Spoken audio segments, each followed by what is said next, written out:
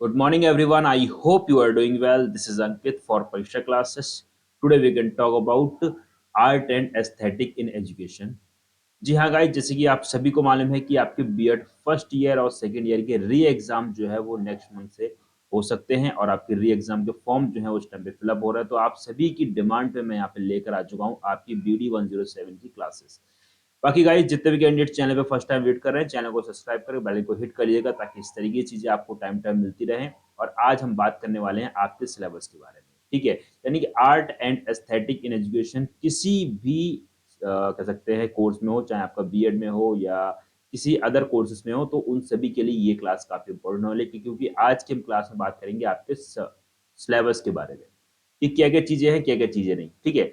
उसी के साथ साथ आप सभी को बता दें कि जितने भी कैंडिडेट्स बीएड फर्स्ट ईयर के हैं उनके लिए बहुत बेहतरीन ऑफर हम लेकर आ चुके हैं, ठीक है। तो उसके बारे में भी हम चर्चा करेंगे थोड़ा सा बाद में। सबसे पहले हम चीजों को देख लेते हैं कि सिलेबस क्या क्या। किसी भी चीज को पढ़ने से पहले मैं आप सभी से कहता हूँ कि सिलेबस के बारे में अच्छी नॉलेज होनी चाहिए, ठीक है। तो आज हम बेसिकली अपने सिलेबस को ही डिस्कस करेंगे। तो क्या है सिलेबस, उसको हम थोड़ा सा देख लेते हैं। तो गाइस, जैसे कि आप लोग देख रहे हैं, ये पूरा का पूरा सिलेबस जो है बाइलिंगुअल में मैंने यहाँ पे तैयार किया हुआ है, ठीक है।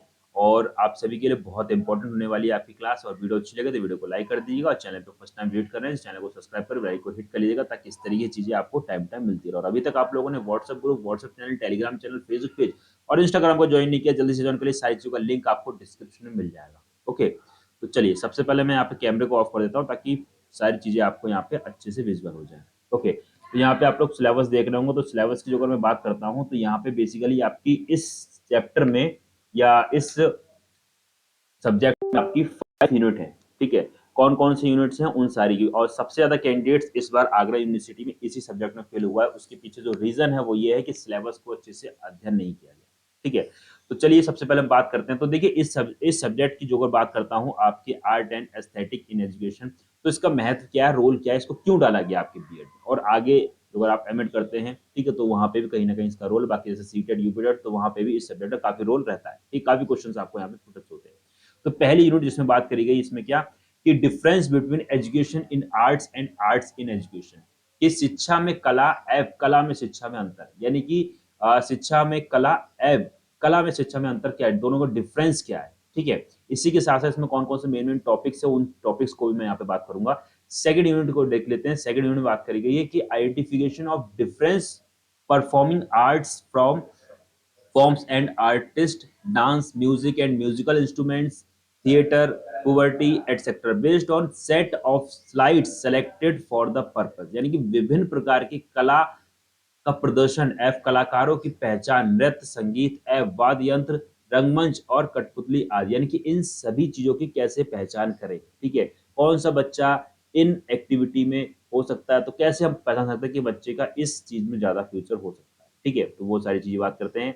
इसी के साथ साथ थर्ड यूनिट में बात करी गई है, इसमें क्या कि knowledge of Indian traditional craft and it's relevance in education based on set of slides selected for purpose, यानी कि भारतीय परंपरागत शिल्पकला का ज्ञान एवं शिक्षा में इनकी प्रासंगिकता, यानी कि क्या शिक्षा में इसका रोल है, ठीक है। इंडियन जो ट्रेडिशनल यानी जो फेस्टिवल्स वगैरह होते हैं, ठीक है, तो उसमें जो चीजें बनाई जाती हैं, जो शिल्पकला वगैरह होती है, तो उसमें एजुकेशन में हम इसको किस तरीके से यूज कर सकते हैं, ठीक है। देन आता है आपका फोर्थ यूनिट। फोर्थ यूनिट का आ गया knowledge of Indian contemporary art and artist visual art based on set of slide selected for purpose, भारतीय समकालीन कला एवं कलाकार दृश्य कला, ठीक है। देन आता है आपकी fifth unit, okay. Fifth unit में बात करेंगे Indian festival and it's art artistic significance, भारतीय त्योहार एवं इसका कलात्मक महत्व।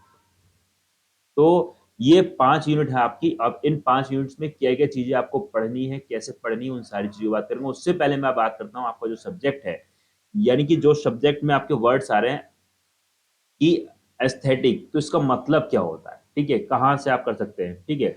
अब आगे बात कर लेते हैं थोड़ा चीजों को। तो यहाँ पे मैंने चीजों को बहुत डिटेल में बात करी गई है। आज मैं बेसिकली सिलेबस ही डिस्कस करूंगा और बाकी जितने भी कैंडिडेट्स चैनल पे फर्स्ट टाइम जुड़ रहे हैं वो चैनल को सब्सक्राइब कर ले, बेल को हिट कर लीजिएगा ताकि इस तरीके की चीजें आपको टाइम टाइम मिलती रहे।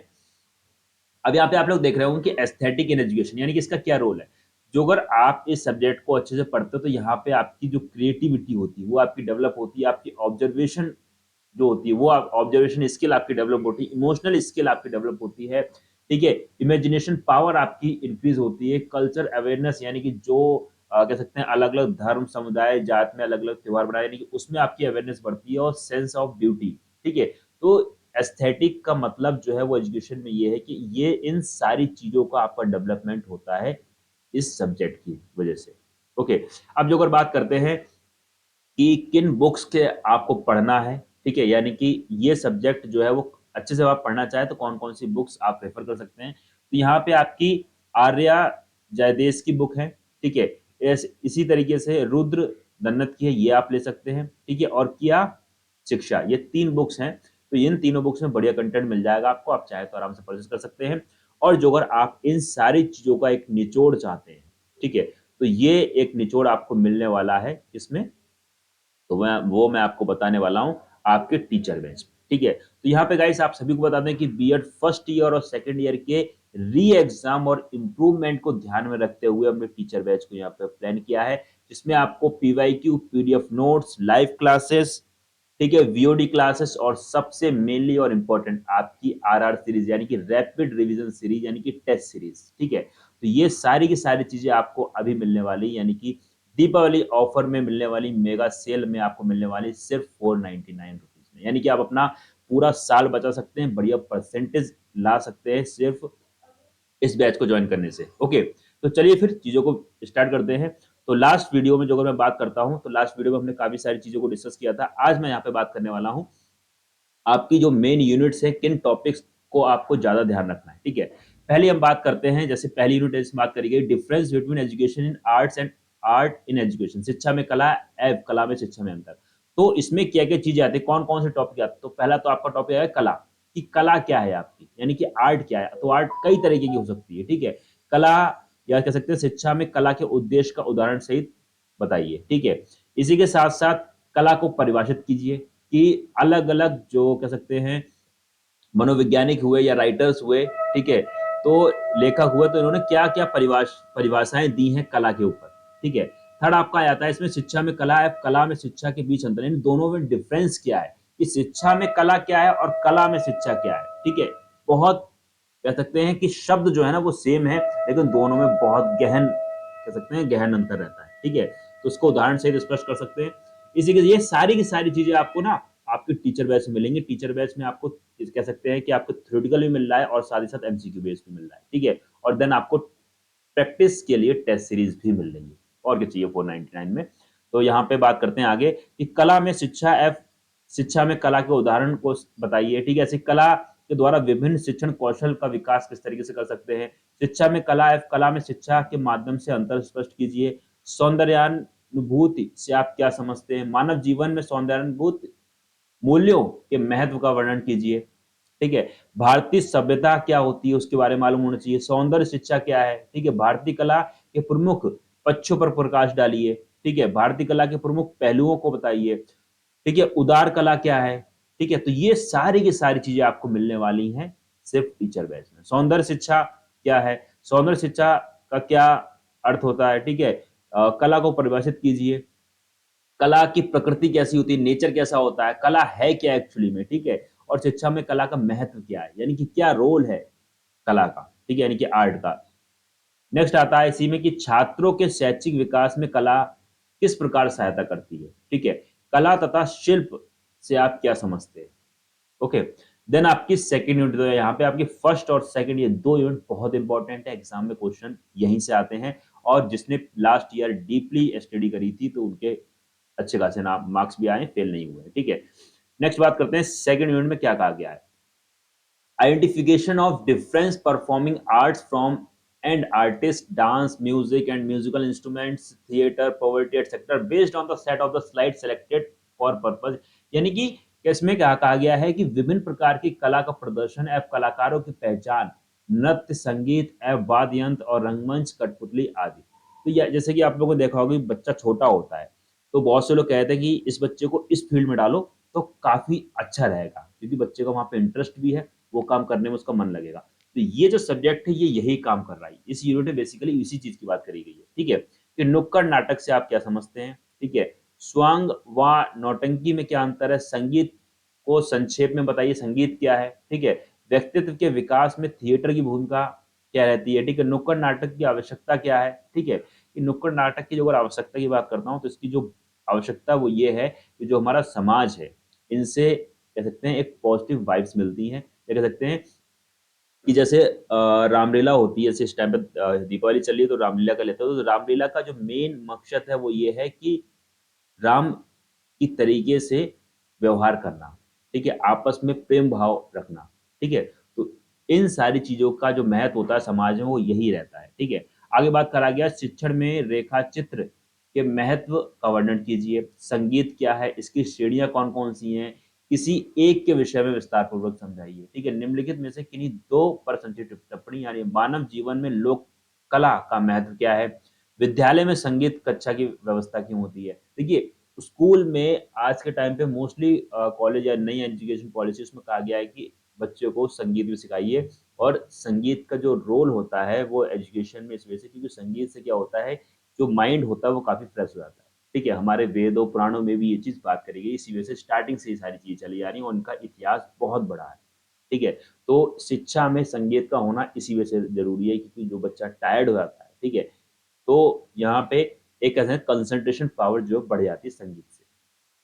आगे बात करते हैं, जैसे इसका बेस्ट एग्जांपल आप अपनी लाइफ से ले लीजिएगा। आप बहुत थके हों और अपने मनपसंद कोई गाना लगा के सुन लीजिएगा तो आपको सुकून मिलता है, तो वही चीज है यहाँ पे भी। ठीक है, नेक्स्ट बात करते हैं निम्न में से किन्हीं दो प्रकार। तो वही कहा गया विद्यालय स्तर पर रंगोली का महत्व दिखा होगा, स्कूल में रंगोली कॉम्पिटिशन वगैरह होता है। ठीक है, तो वो सारी की चीजें। राष्ट्रीय नाट्य विद्यालय, ठीक है, मतलब नाटक वगैरह होते हैं।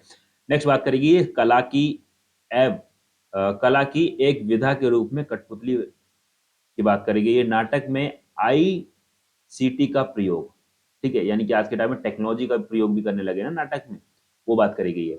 नाटक का शैक्षिक महत्व क्या है। ठीक है, और शिक्षा में नाटक की भूमिका क्या है। देन बात आ जाता है इसमें भारतीय नाट्य विद्यालय के उद्देश्य क्या क्या है। हिंदी साहित्य में रसों का महत्व बताइए। भारतीय नाट्य विद्यालय का महत्व बताइए। भारत के दो प्रसिद्ध सितार वादक के नाम बताइए। कथक नृत्य के किन्हीं दो प्रसिद्ध नृतकों के नाम बताइए। ठीक है, तो उन सारी चीजों की बात करी गई, यानी कि जो नृत्यक हुए हैं उनके बारे में नॉलेज होनी चाहिए। हिंदुस्तानी शास्त्रीय संगीत की दो गायिकाओं के नाम। ऐसे आगे बात करी गई है किसकी, भरतनाट्यम की दो प्रसिद्ध, भरतनाट्यम बहुत प्रसिद्ध है। ठीक है, ऐसे ही हिंदुस्तानी शास्त्रीय संगीत के दो गायक। ऐसे भारत के दो प्रसिद्ध तबला वादक कौन कौन। संगीत के किन्हीं दो वाद्य के विषय में बताइए। ठीक है, संगीत क्या है, इसके विभिन्न रूप कौन कौन से हैं, किसी एक के विषय में विस्तार पूर्वक समझाइए। ठीक है, तो ये सारे के सारे टॉपिक्स जो है ना सेकंड यूनिट बहुत इंपॉर्टेंट। ऐसी बात करी गई है पंडित भीमसेन जोशी कौन है। ठीक है, उस्ताद बिस्मिल्लाह खान सभी ने सुना होगा, सेनाई के लिए बहुत फेमस है ये। ठीक है, शिव कुमार शर्मा ऐसे ही हैं। M S Shubhalakshmi. ठीक है, लोक नृत्य से आप क्या समझते हैं। ठीक है, ऐसे ही अनुष्का शंकर, घूमर, मोहिनीअट्टम, बिरजू महाराज। ठीक है, तो इन सभी के बारे में नॉलेज होनी चाहिए। ठीक है, निष्पादन कला, भारतीय शास्त्रीय नृत्यों पर निबंध लिखिए। ठीक है, भारत के प्रमुख 12 शास्त्रीय नृत्य के नाम बताइए, कौन कौन से 12 शास्त्रीय नृत्य हैं। ठीक है, ऐसे विद्यालय के छात्रों को किन किन कलाओं का अध्ययन कराया जाता है, अथवा शिक्षा में कला के कौन से रूप का वर्णन कीजिए। निम्नलिखित पर सच्चे टिप्पणी, यानी कि विष्णु नारायण भातखंडे जो हैं ये कौन है, किससे रिलेटेड है। पंडित विष्णु दिगंबर पलुस्कार भारत के विभिन्न प्रांतों के लोक संगीत का प्रकाश डालिए। ठीक है, भारतीय लोक संगीत की प्रमुख विशेषताओं पर प्रकाश डालिए। ठीक है, तो ये सारी चीजें आती हैं आपकी सेकंड यूनिट। थर्ड यूनिट की जो अगर बात करें, थर्ड यूनिट में कौन कौन से टॉपिक्स आएंगे, तो थर्ड यूनिट बात करेगी भारतीय परंपरा शिल्पकला का एवं शिक्षा में इनकी प्रासंगिकता, यानी कि इसका एजुकेशन में क्या रोल है। ठीक है, तो हस्तशिल्प से आप क्या समझते हैं। यानी कि देखिए स्कूल में इनका रोल ये है कि जब ये सारी चीजें स्कूल या कॉलेज में सिखाई जाएंगी तो एटलीस्ट जब बच्चा कह सकते हैं अपना 12th या 18 प्लस हो जाएगा तो एटलीस्ट कोई ना कोई ऐसी ऐसी कला उसको आनी चाहिए जिससे वो अपना जीवन यापन कर सके। इस वजह से ये चीज जरूरी है। ठीक है, भारत के प्रमुख परंपरागत हस्तशिल्पों का वर्णन कीजिए। भारतीय स्थापत्य कला की विवेचना कीजिए। मुगल स्थापत्य कला की मुख्य विशेषता क्या है? ये ठीक है, वो तक कहा गया है। हस्तशिल्प एवं आर्थिक विकास बताइए, क्या है ये, इनका क्या अर्थ है? ठीक है, स्थापत्य कला का अर्थ एवं क्षेत्र बताइए। ऐसी बात करिए, क्राफ्ट यानी कि शिल्प की शैक्षिक उपयोगिता क्या क्या है? ठीक है, शिल्प कला से आप क्या समझते हैं? शिल्प कला, इसमें जो 6 भारतीय शिल्प कलाओं उनके उसके बारे में बात करी। परंपरा कि कहाँ से चलती आई, कहाँ से स्टार्टिंग, कहाँ से उद्गम हुआ, उसके बारे में बात करी गई है। फिर मुगल स्थापत्य कला, मुगल में देखा होगा कि बहुत बढ़िया-बढ़िया बिल्डिंग्स बनी हुई, जैसे बात करते हैं हम ताजमहल की, तो आज के टाइम में फेमस है, ठीक है? ऐसे कुतुब मीनार, तो ये उसी टाइम की चीज़ें बनी हुई हैं, ठीक है? तो ये वही चीज़ बात करी, तो यानी कि इन सारी चीज़ों की बात करी गई। स्कूल में शिल्प कला के उद्देश्य क्या-क्या हैं, उसके बारे में बात करी गई है। नेक्स्ट आता है आपकी फोर्थ यूनिट। फोर्थ यूनिट बात करिए भारतीय समकालीन कला एफ कलाकार दृश्य कला। ठीक है, तो यहाँ पे दृश्य कला से आप क्या समझते हैं? ठीक है, शिक्षा अधिगम प्रक्रिया में दृश्य क्या है? कला के उपयोग का विस्तार पूर्वक वर्णन कीजिए। दृश्य कला क्या है? ठीक है, ऐसे ही बात करिए कला की भूमिका क्या होती है? दृश्य कला के उद्देश्य कौन-कौन से होंगे? ठीक है, भारत में प्रचलित 3 लोक कलाओं के बारे में संक्षेप में बताइए। तो ये सारी की सारी चीज़, यानी कि इन सभी का निचोड़ आपको मिलेगा टीचर बैच में, ठीक है। नेक्स्ट आता है 15 से बात करिए भारतीय त्योहार एवं इसका कलात्मक महत्व। ओके, प्रयागराज में आयोजित कुंभ मेला 2019 पर विस्तृत निबंध लिखिए, यानी कि उसके टिप्पणी कीजिए, उसके बारे में बात करी गई है, ठीक है। कुंभ मेला 2019 क्या था, किस तरीके, राष्ट्रीय पर्वों की आवश्यकता एवं उसका महत्व क्या होता है। उत्तर भारत में 4 प्रसिद्ध त्योहार के नाम बताइए। उत्तर भारत में, ऐसी पश्चिम भारत की बात करी गई है, ठीक है, ऐसे दक्षिण की वो करी जाएगी। भारत के 4 प्रसिद्ध मेले का सांस्कृतिक महत्व बताइए। जैसे कुंभ मेला आपका लगता है कहाँ? इलाहाबाद, पहला नाम था, प्रयागराज कर दिए गया। ऐसे ही नासिक हो गया, ठीक है, ऐसे ही उज्जैन हो गया, ठीक है। तो इन सभी का क्या महत्व, तो बेसिकली ये सारी की सारी चीजें आपकी आएंगी इस सब्जेक्ट में, ठीक है। तो मैंने आज बेसिकली आपको पूरा डिटेल में सिलेबस के बारे में चर्चा करी है, ठीक है। तो उम्मीद करता हूँ कि इतनी चीजें यहाँ पे आपको आराम से समझ में आई हो, और जो अगर समझ में आई हो तो एक बार को लाइक कर दीजिएगा, और चैनल पे फर्स्ट टाइम विजिट करना है तो चैनल को सब्सक्राइब करके बेल आइकन को प्रेस कर लीजिएगा, ताकि इस तरह की चीजें आपको टाइम टाइम मिलती रहे। अब यहाँ पे मैं आपको आपके सामने वापस से आ जाता हूँ, ताकि थोड़ी सी वार्तालाप करते हैं, और उसके बाद में फिर वीडियो को एंड करते हैं। तो उम्मीद करता हूँ यहाँ पे इतनी चीजें आपको आराम से समझ में आई होंगी। अब यहाँ पे मैं आपको बता दूं कि आपको जो अगर पास होना है, बढ़िया मार्क्स लेकर आने हैं इस सब्जेक्ट में, जो अगर आपने री एग्जाम का फॉर्म फिल कर दिया है तो, ठीक है, किसी भी सब्जेक्ट में हो, तो सभी सब्जेक्ट की आपकी क्लासेस चल रही हैं, ठीक है। अभी जो अगर मैं बात करता हूँ, तो मैंने आप सभी को बता दिया कि 499 आपका ये ऑफर चल रहा है, ठीक है। इसमें BEd first year, second year के री एग्जाम के छात्र जो हैं वो इसको फिल कर सकते हैं। एक सेकेंड,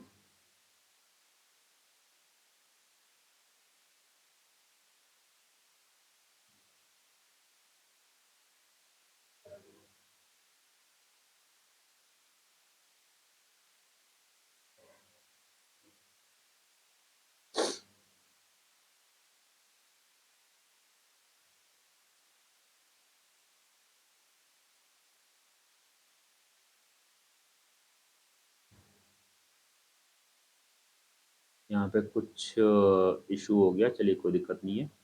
तो यहाँ पे मैं आपको बता दूं, ठीक है, इसी के साथ साथ मैं आपको एक चीज़ और बता देता हूँ। यहाँ पे आप लोग देख रहे होंगे बीएड फर्स्ट ईयर और सेकंड ईयर का टीचर बैच, यहाँ पे आपको क्या मिल रहा है, ठीक है।